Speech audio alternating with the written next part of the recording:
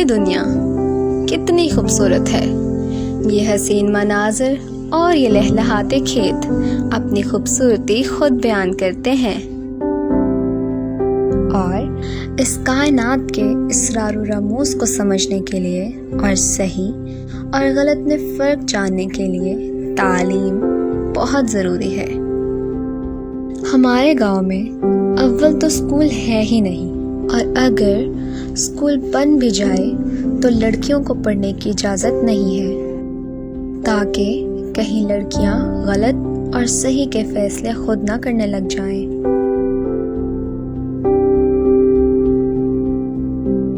और ये है मेरा घर। इस घर के हर एक कोने की अलग ही कहानी है।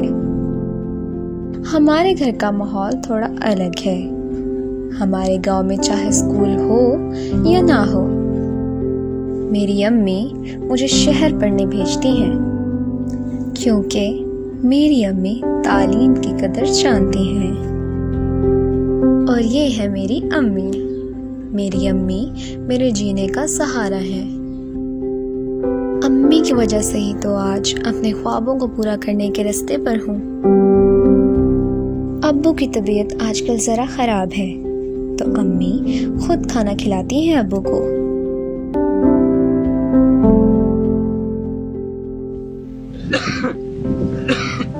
अच्छा बेटा, पानी लेके आओ अब्बू के लिए। अच्छा बेटा, जल्दी आओ।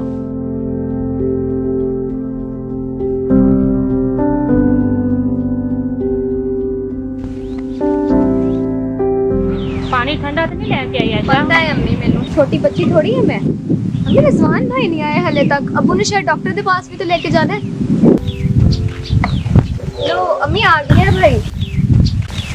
की होया बेटा, इतना फोन? भाई बताओ ना क्या हुआ है?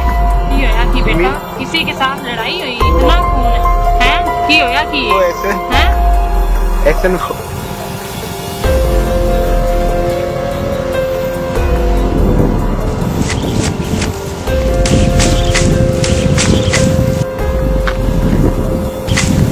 तो तुम लोगों को मेरी बात समझ नहीं आई? कितनी दफा कहे कोई भी लड़की पढ़ने गांव से बाहर नहीं जाएगी। पहले कोई लड़की गांव से बाहर गई है क्या? देख एहसन, मुझे दूसरों की बहनों का तो नहीं पता, मगर मेरी बहन को पढ़ने हम उसे गांव से बाहर शहर भी इसलिए ही भेजते हैं, और हम जानते हैं उसके लिए क्या बेहतर है। क्या करेगी वो पढ़ के? नौकरी करेगी? नौकरी करवाओगे? गैरत बेच दी तुम दोनों बाप बेटे ने। एहसन लाला, तुम फजूल में गुस्सा कर रहे हो। मेरी बहन चाहती है कि वो डॉक्टर बने। खुद बताओ, गांव में कोई स्कूल तो दूर हॉस्पिटल भी है क्या? अगर वो डॉक्टर बन जाएगी तो वो गांव के मरीजों का इलाज करेगी। या देखो, तुम तो अमीर लोग हो, पर जो हम गरीब लोग हैं, अगर हमें से कोई बीमार हो जाए तो शहर जाना पड़ता है इलाज कराने के लिए। अगर गाँव की एक बेटी डॉक्टर बन जाएगी तो उसमें गलत ही क्या, उसमें बुरा ही क्या है? तेरी बहन का डॉक्टर बनना बहुत जरूरी है, तू नहीं बन सकता। एक बात समझ ले, गांव की कोई लड़की गांव से बाहर नहीं जाएगी, वरना मुझे समझाना दिया। ये ना समझना कि तुम इन धक्कों से मुझे डरा दोगे। तुम्हारे इन धक्कों से डरने वाला नहीं, पहले ही मेरे बाप का तुमने हाथ काटा था। ऐसा ना इस बार तुम्हारा हाथ काट। अगर इतना ही शौक है ना तो ये ले।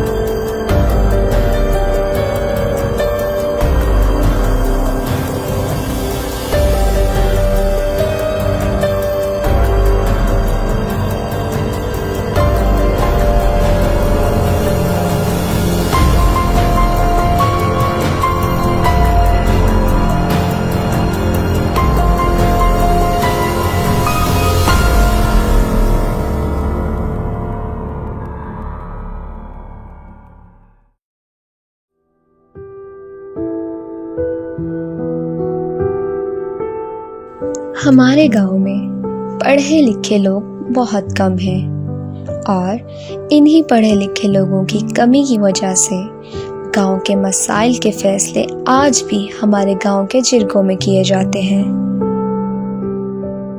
हालांकि ऐसा होना नहीं चाहिए, मगर गांव वालों का मानना है कि ये रस्म बहुत पुरानी है, तो गांव के तमाम लोग जिरगों की मर्जी के खिलाफ नहीं बोलते।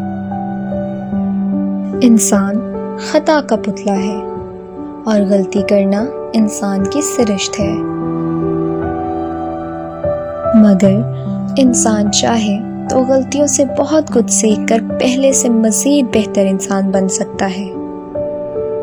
इसी तरह हो सकता है कि पुराने वक्तों में जिरगों में बहुत सारे गलत फैसले हुए हों, मगर उन गलतियों से सीखने के बजाय उनको अपनी रवायात बना लेने से बड़ी गलती क्या हो सकती है। बस भाई बस ठहरो। देखिए इशफाक, बात ये है, वाकयात और हालात को देखते हुए और सारे लोगों की दलील और सबूत को मद्देनजर रखते हुए आज पंचायत में फैसला ये करने जा रहा हूं मैं बतौर सरपंच। और याद रखना, ये दस्तूर, असूल और कानून आज के नहीं है, वो हमारे कबीले में बरसों से चले आ रहे हैं और इनके ऊपर पहरा देना है हमने। तो फैसला ये होता है कि इशफाक की बेटी आयशा को जहांगीर के साथ वली किया जाता है। क्यों भाई? और इसमें दूसरी राय कोई नहीं है, क्योंकि ये कबीले की पुरानी रस्में हैं और हमने अपने पुराने कबीले की रस्मों को पहरा देना होता है। हाँ ठीक है। चौधरी साहब, ਅਸੀਂ ਤੁਹਾਡੇ फैसले ਤੇ बहुत खुश हैं। जो ਤੁਸੀਂ फैसला ਕੀਤਾ ਸਾਡੇ ਸਿਰ ਰੱਖਾ।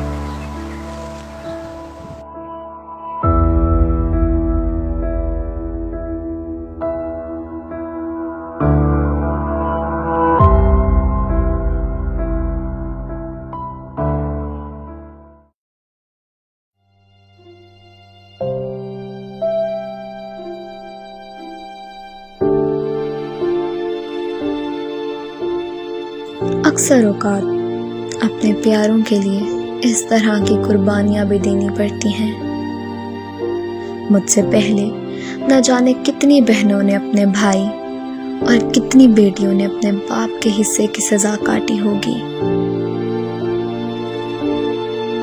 आमतौर पर हर सजा की एक मुद्दत मुकर्रर होती है, मगर ये सजा भी ऐसी है कि जब तक सांसें बाकी हैं ये सजा गलती का एहसास दिलाती रहेगी।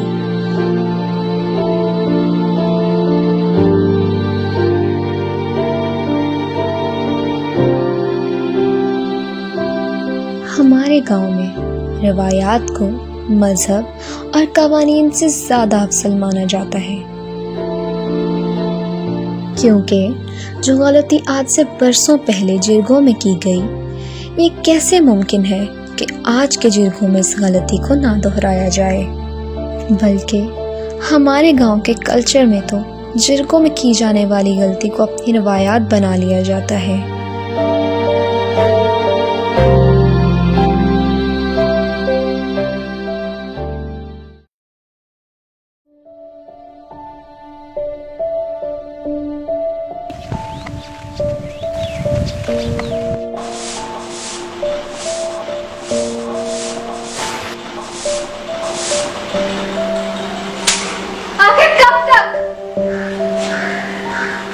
आखिर कब तक ये सब बर्दाश्त करना पड़ेगा मुझे? अगर मेरे भाई से अनजाने में गलती हो गई तो उसकी सजा मुझे भी दो, मुझे भी मार दो। ये रोज रोज के मरने से तो अच्छा मैं एक दफा ही मर जाऊं। आज मेरी शादी को भी 2 साल हो गए और कुछ ही दिन बाद मैं खुद भी 18 साल की हो जाऊंगी। तब तो मैं शादी के काबिल भी नहीं थी जब मुझे ब्याह दिया गया। ये 2 साल का वक्त मैंने किस तरह गुजारा तुम में से कोई महसूस नहीं कर सकता। ये मेरे दर्द की ऐसी दास्तान है जो मेरे खुदा के अलावा कोई नहीं जानता और ना कभी जान सकेगा, खासतौर पे तुम जैसे लोग। क्योंकि इन जख्मों को देखने के लिए आंखों की नहीं बल्कि एहसास और जज्बात की जरूरत है, जो तुम लोगों में जरा से भी नहीं। मैं वो लड़की थी जो अपने माँ बाप की सबसे प्यारी और लाडली बेटी थी। आज मैं अपने माँ बाप के प्यार को तरसती हूँ।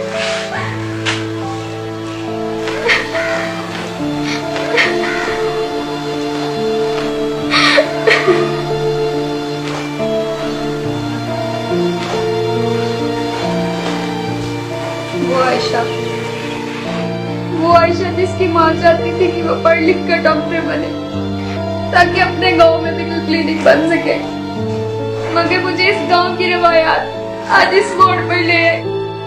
काश खुदा ने तुम लोगों को पैसे और गुरूर के साथ थोड़ी तालीम भी दी होती।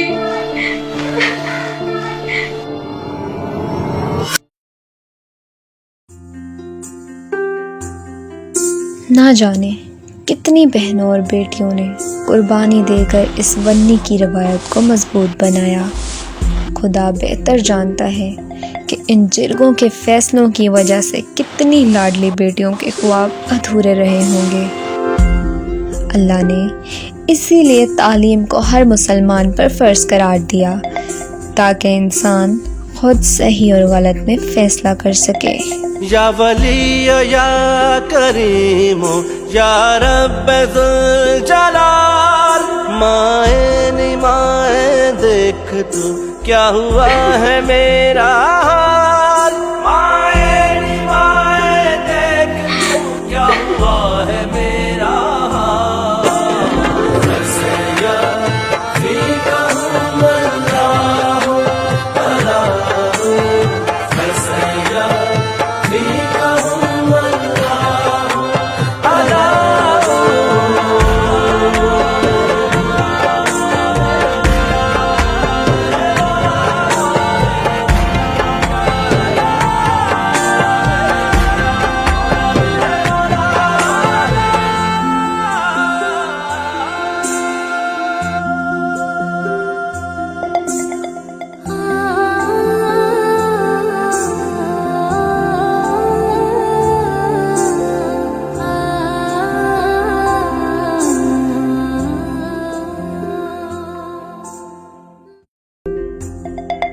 या वली या करीमो या रब्बुल जलाल, माए नी माए देख तू क्या हुआ है मेरा हाल।